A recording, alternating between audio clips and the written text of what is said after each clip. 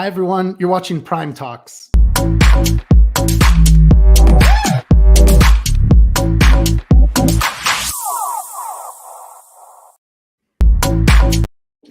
Oh, almost hit it again there. Hey, everyone. Thanks for joining. It's Wednesday, March 16th, 2022. This is Prime Talks, where we talk about all things parallel. And fortunately, today we're joined by Bu, who is a member of Yunt Capital. So you can think of Yunt Capital as, they're another fund that's focused on the Web3, NFT, DeFi space. I've had the pleasure of getting to work with Yunt Capital across a number of projects, and Bu is really one of the longtime investors and community members within Parallel. So Bu got started in Parallel much earlier than I did, and I've gotten to learn quite a bit from him and Meta Regular and Saf and quite a few of the other Yunts and Yunt Capital. So yeah, man, just a total pleasure to have you here and help me walk through all of the exciting updates in the Echelon Addendum. So Bu, how are you doing? I'm doing great. Thanks for having me, man. Awesome. Yeah. So a little background before we talk, about who Bu is and then talk through the Echelon Addendum. So after the Prime proposal came out, which Bu also contributed to, when the Prime proposal came out and the Echelon white paper came out, defining really like all of the tokenomics that would underpin the future parallel trading card game, but also the greater Echelon ecosystem, which allows others who are developing blockchain-based games to sort of benefit from shared technology. When that came out, there was obviously a lot of feedback from the community. There are, I think, 42,000 unique wallets now that hold a parallel NFT. And so with all that feedback came the election of the emissary primes. So that was 11 folks who basically are like delegates to act in our best interests and think about some of the really hard questions like when will Prime actually go live? How should we go about that? What changes should be made to the current proposed token allocations? So anyways, all that's been going on. And since Bu and a number of our other community members got elected, they've been working on some, proposed modifications to the plan. So we're going to talk through that today, which is called the Echelon Addendum. I'll be screen sharing that as we talk through it. So on that note, Bu, can you tell us a little bit more about just who you are? I've never gotten the backstory on when did you get into crypto? I'm curious when you discovered Parallel.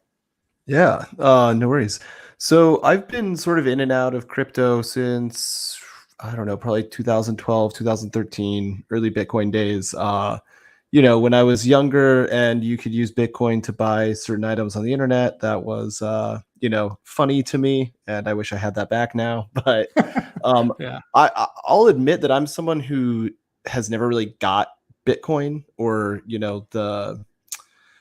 the story of what Bitcoin is meant to be. But when Ethereum came out, that sort of really clicked with me. Kind of professionally, my professional background is in economics and software engineering. And this idea of essentially like a programmable internet built on a sort of, web native economy sort of really connected with me in a way that Bitcoin didn't. Like Bitcoin was just this kind of, money, and Ethereum was a platform.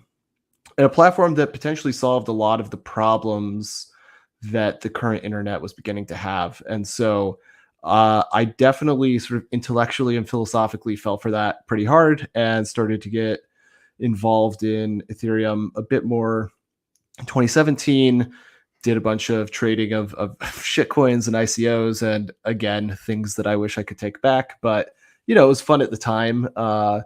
And then after that, I sort of, like a lot of people, just held on to my ETH as the market went south, and kind of other things in my life came up. Like I had a kid, things like that. And so I did not um, realize. So you're a I'm fellow I'm a Parallel fellow Dad. dad. Yeah, yeah. Yeah. You know what I need to give you? I grabbed the Twitter handle Echelon Dad because as during the Echelon I'm sorry, the emissary primes election, I was like, I grabbed it and I forgot to ever use it. I was gonna like use it to say like, hey, if you want to vote for me, you should follow this account.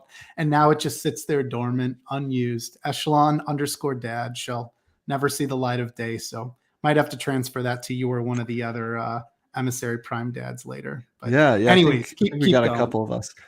Yeah. So I ended up using I always sort of kept my finger on the pulse of what was happening, and as DeFi started to become a thing that actually was doable on the Ethereum network, that I guess like that interest peaked again. It was like, shit, like now all the things that we were told we were going to be able to do with this programmable internet in 2017, like we can finally start to do those things. And so I wanted to start to get my hands on. So I used my entire paternity leave to just try all the stuff, which again, mistakes were made, but the way I view it is that, I paid for an education in how to actually do this stuff. And Right. through that, that's sort of how I met a lot of the members who ended up forming Yunt Capital. We all sort of came together in the Alchemix Discord, just shit posting and having fun. And one thing led to another, and we created our own Discord, and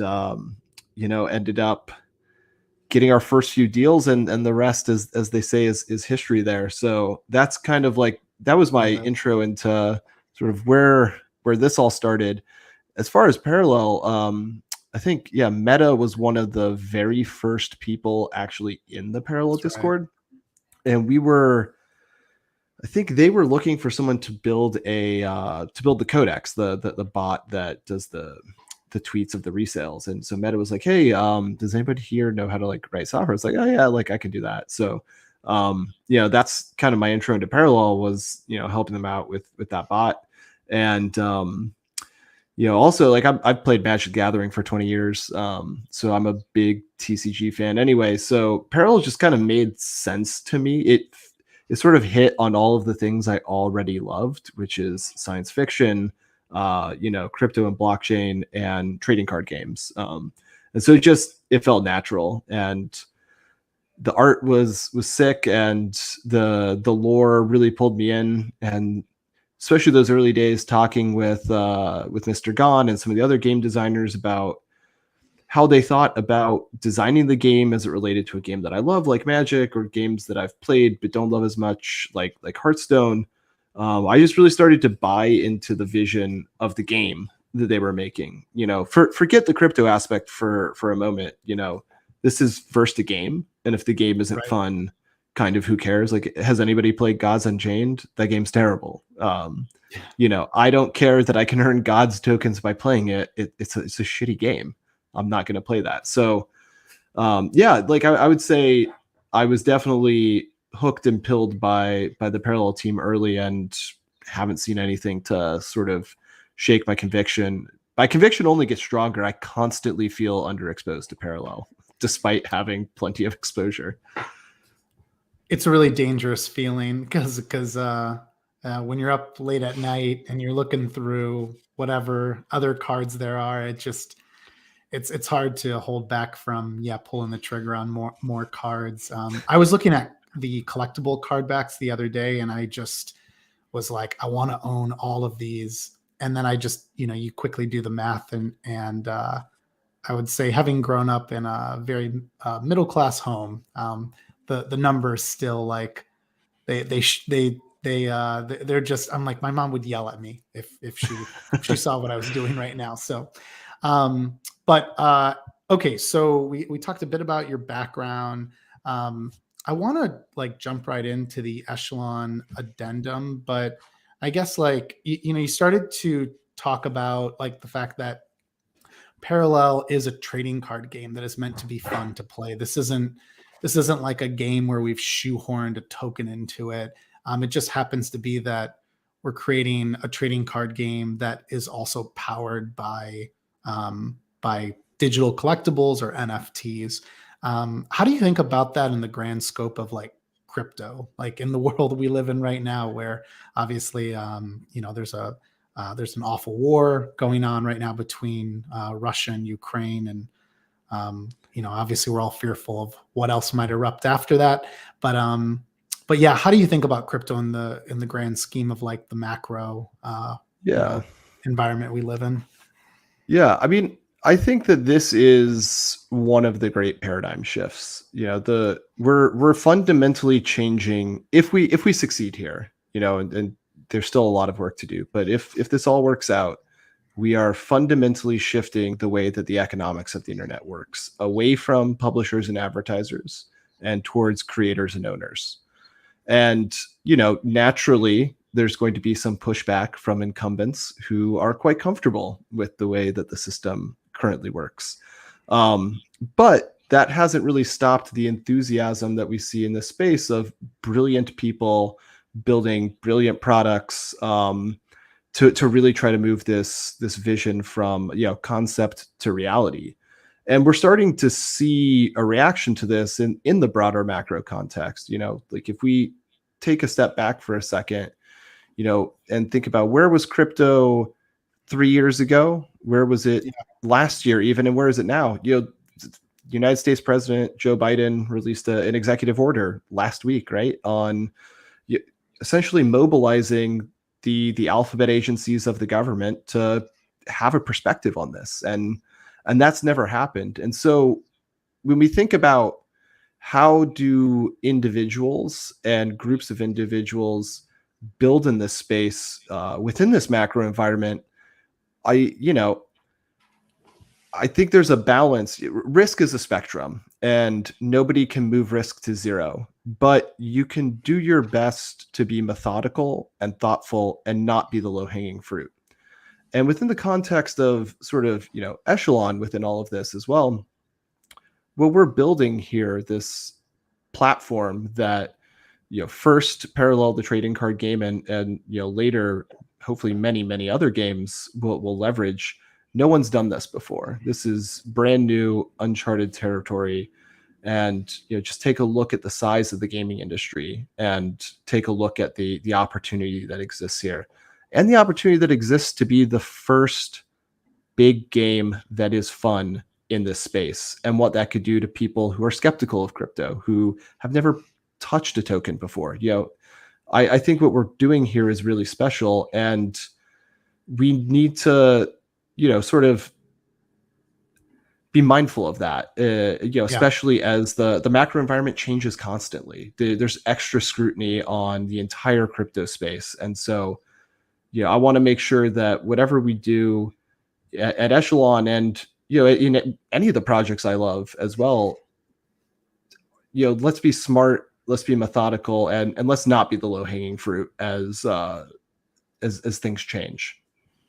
Yeah, I think one of the things that's resonated with me with Yunt Capital is I think you guys keep a really like long-term perspective, which in crypto, especially during a bull run, we've just seen a lot of people like lose sight of like the big picture, and people get fixated on like what's the next project, where are they going to flip their next NFT, farm their next yield. And really it's about building a project that will, continue to build through a bear market into the next bull run, and then into another bear market, and so on. And like we've come really far, as you pointed out. I think like 2 years ago, if you would have told me there'd be an executive order, basically telling US government agencies that they should have a perspective on digital assets for DeFi, Web3, crypto, I would have been, I would have laughed at you. But we've just grown so much, and like to put in perspective today, which I think this number will just continue to grow, and we'll laugh at it in the future.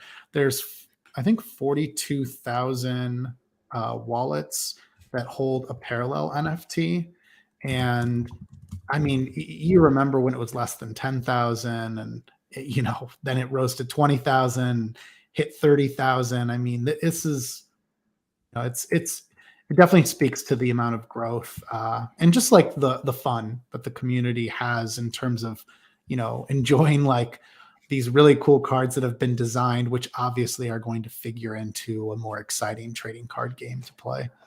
Oh yeah, 100%. When I first was like, this was probably about a year old now, but I was looking at the sort of total, well, what would be the equivalent of asset under management for all of the major DeFi protocols, and I think it was maybe something like 180 billion at the time. This was last year, and then you look up what just BlackRock's assets under management are, and Yep. it's in 2019 it was $6.74 trillion dollars, and you just think we've come very far, but there's still far. We still have much to go. Yeah. Yeah, yeah. Well, why don't we jump into the discussion about the Echelon addendum? I Yeah, gave let's do it. a bit of background to this, so I'm going to go ahead and share my screen as we talk through this. So yeah, I guess do you want to just I'll let you kind of guide us through this. Like what were some of the big questions that you all felt obligated to answer as EPs, discussing any of these proposals or modifications in the new Echelon addendum? Yeah, I think it's two or maybe two or three of the bigger things that we were thinking about was what in the original proposal is maybe not necessary. What in the original proposal maybe isn't sufficient, and sort of how can we achieve a broad distribution of Prime tokens to a large number of users. And so with kind of that in mind, yeah, I think the first chart sort of gets into, what wasn't necessary. Single-sided staking isn't necessary. There was a time in early yield farming DeFi where, pool one and pool two kind of made, more sense. But in many ways, I think we've sort of evolved past that. When you think Right. about a pool one, I think in general, providing a risk-free return to users who aren't really providing a benefit to the project or the protocol doesn't make a lot of sense. I can be convinced that there's probably certain protocols in which taking tokens out of circulation effectively is providing a benefit. But if you frame this in the context of Prime and Echelon, we actually do want tokens out there. Yeah, we don't want people hoarding tokens. Ultimately this is supposed to be used in the game and for things within the Prime ecosystem. And so paying people to do something that is sort of incongruent with our goals anyway just seemed to not make sense. And so then, the next obvious question was, okay, if we're going to cut this 3%, where's the best place to put it? And the obvious answer felt like, let's put most of it in the hands of, just cardholders, or Echelon approved digital assets. And so we upped the Echelon approved digital asset claim from that 4.25% to a total of 6%. And then we upped the prime set claim from 2.25% to 3%. And so we upped both of these, but we threw the bigger chunk into just the digital asset claim, which I think goes towards more people, and that should help distribute Prime even wider. Yeah, Now, one thing that stood out to me about that was just that. So you kept the ratio nearly the same. Like it was always it was almost just exactly about the 2 to same. 1. Yeah. Yep. Yeah, it was just about 2 to 1. It still is, but well, now it is truly 2 to 1. And what I like here is, so I've been someone who has collected quite a few prime sets or what we sometimes call them parasets. And they're fun to collect as a collector. But if you look at the prices of cards and what is required, it clearly rewards those of us that might have been there earlier. The earlier you've been there, the more access you might have had to those early cards to create more parasets. And so I like the fact that you guys went about this way for the bucket of just card holders, because it benefits everyone. And there's new folks that have come in over the last few months, and more that will come in the coming months. And it's about balancing, rewarding those who are already here, but also creating a carrot to allow those who are new to the space to be able to chase that and have fun collecting cards here. So anyways, I don't know if there's anything else to say about that, but it just made all the sense in the world to me, like how you guys split that up. Yeah, absolutely. I think there is a bit more to say about that, but first I'll just kind of round it out by saying that there was 0.5% left, and going back to what was missing from the original Echelon white paper and Prime proposal. Cornerstones felt a little bit under allocated to. So we took that 0.5% and we've created this sort of additional pool for cornerstones to recognize the fact that these actually are foundational NFTs within the Echelon ecosystem. So the core catalyst drives, prime drives, and masterpieces will participate in this 0.5%. But to sort of get back to your comment about how balancing rewarding the people that have helped you get to this point in the first place while still creating an incentive for new people to join. I think that was a huge motivation with the prime events, actually. And if this chart here, this sort of gets to the original proposal and the distribution, which was, hey, let's just have one big distribution right before the game launches. And this, it felt a bit clunky to us. One, if you wanted to account for older sets or who had held longer, you'd have to do a lot of complex math to achieve that. It wasn't baked into the distribution mechanism. Right. And if you didn't do that, it doesn't really create an incentive to have collected in the past or continue to collect going forward. And so this is why we wanted to move to this whole idea of prime events, where first and foremost, we want prime events to be fun. Like this is a time for us to celebrate Prime and the project that we're building here and what this could mean for gaming and for crypto.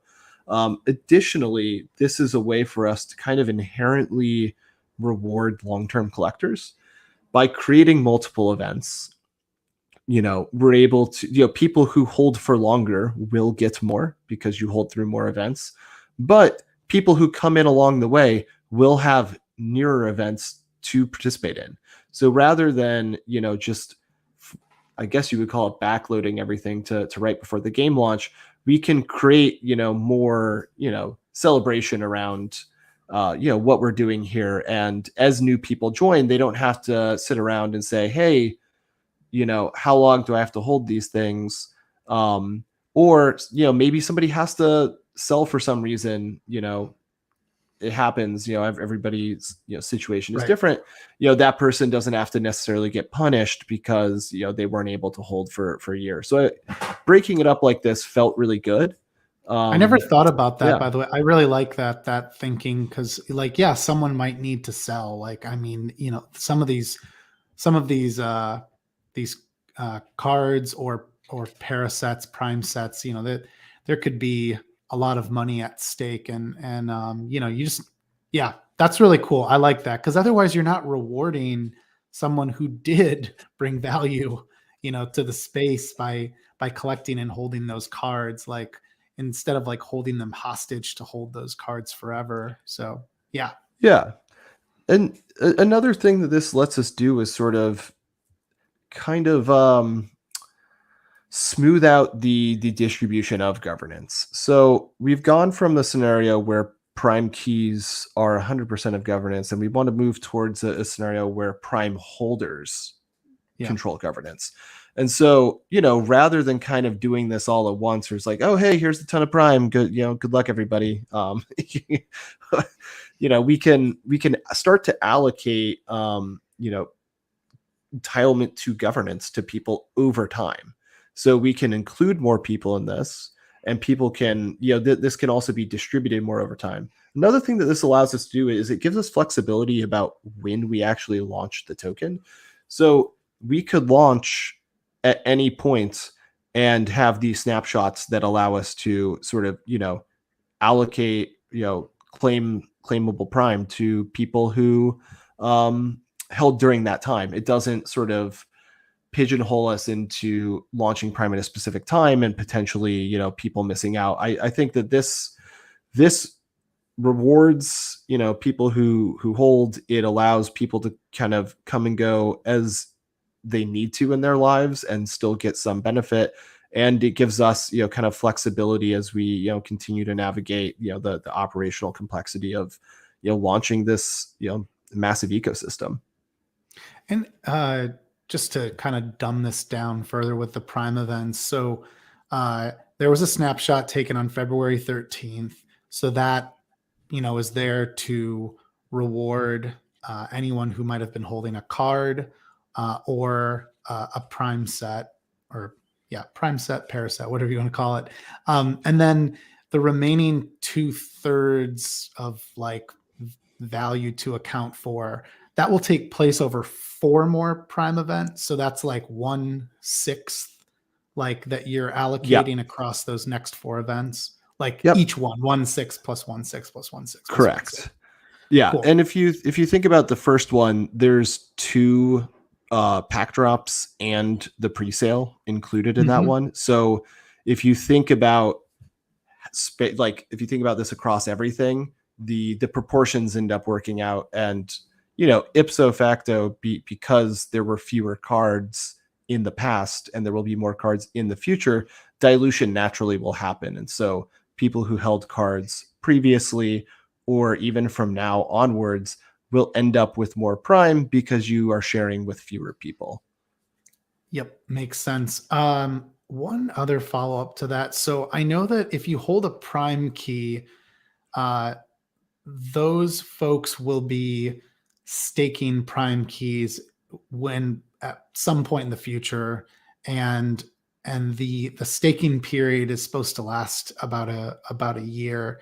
Is when we talk about these breakdowns here, is there any detail yet on like, will everyone then receive all of that prime based on these snapshots up front, or will there be like a similar sort of staking or like a vesting model where you can claim it over a certain amount of time? Has any of that been, I might have just like forgotten that by now among all this detail, but yeah, can you remind me how that works? Yeah, so we haven't settled on anything there yet. Details, okay. Could be forthcoming at some point in the future on that. Cool. Okay. Yeah. So yeah, I could definitely see especially with more community feedback and the EPs discussing it. Yeah, some sort of vesting model. I think like what I really love about this is it takes a viewpoint that like we should be thinking about this over a longer term versus just taking a snapshot and then not being able to reward those who are going to participate in these future pack drops. And so yeah, I think it's really like, in all honesty, like this addendum sort of addressed nearly every question that I had following the prime proposal and Echelon white paper launch. What about the last point here? Did you want to cover what is the other added benefit for core holders? Yeah. So, again, going back to kind of what did we think was missing from the original proposals, with the core, it just kind of felt like a bit of an oversight maybe to not include all prime rarity assets and sort of just look at asset card types in general. And so, we kind of, chatted internally and confirmed with the folks on the Parallel side that, it made sense to kind of include these additional assets. So the core, in addition to kind of, what its original royalty stream was of, keys and other cores and the like, will now also pull from card backs, art cards, and masterpiece sales on the secondary market as well. And this just felt like a nice way to sort of round out the core. Yeah, it felt like the core.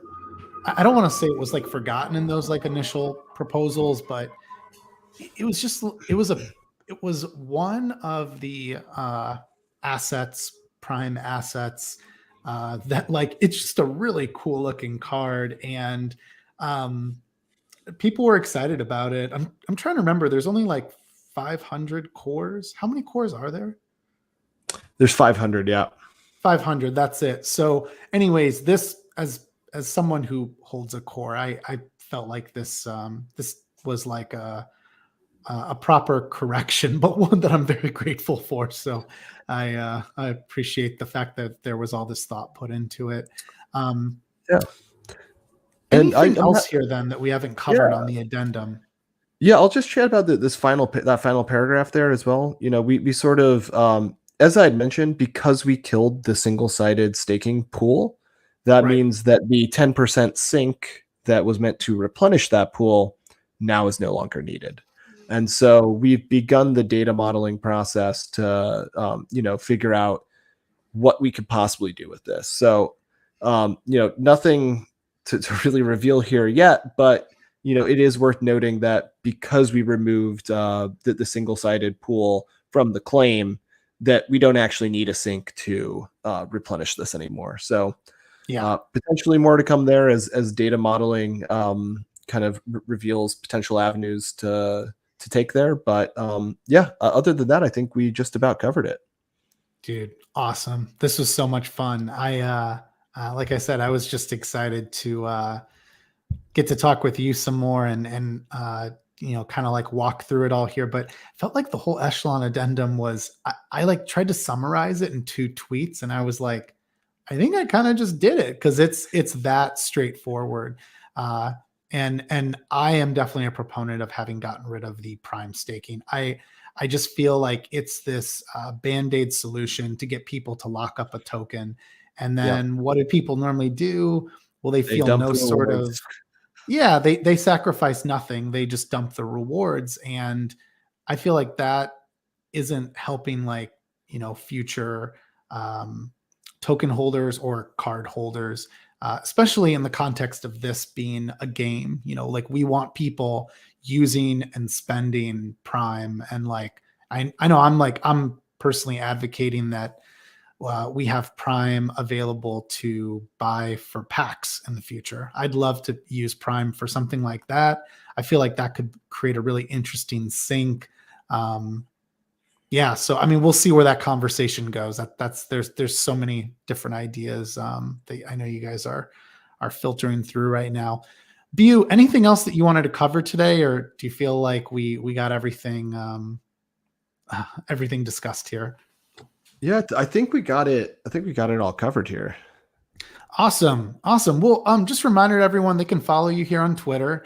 Check out Parallel at parallel.life, and you can check out the Echelon addendum at echelon.io. Also, too, I would encourage anyone to read the Echelon white paper there, or go to parallel.life and check out the prime proposal, especially if you're into just understanding the incentive design behind new blockchain-based gaming. I think there's a lot of really interesting and new ideas that have been proposed by the team.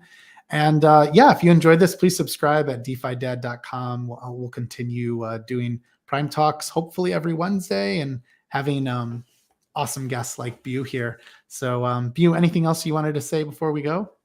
Oh, yeah, just thanks for having me. This was a lot of fun. Absolutely, man. Yeah, everyone, thanks so much, and have a great day. Bye.